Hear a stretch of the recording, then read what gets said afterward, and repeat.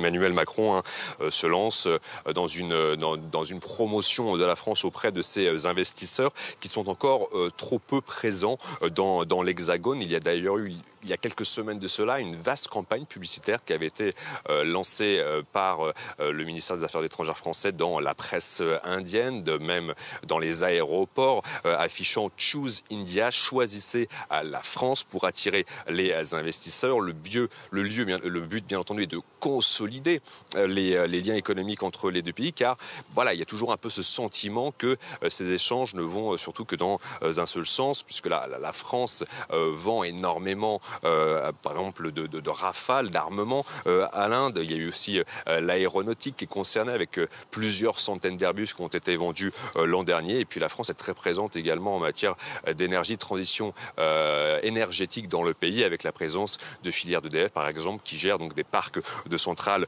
solaires. Et donc Emmanuel Macron veut désormais que les investissements aillent également dans l'autre sens, que les chefs d'entreprise indiens investissent dans l'Hexagone.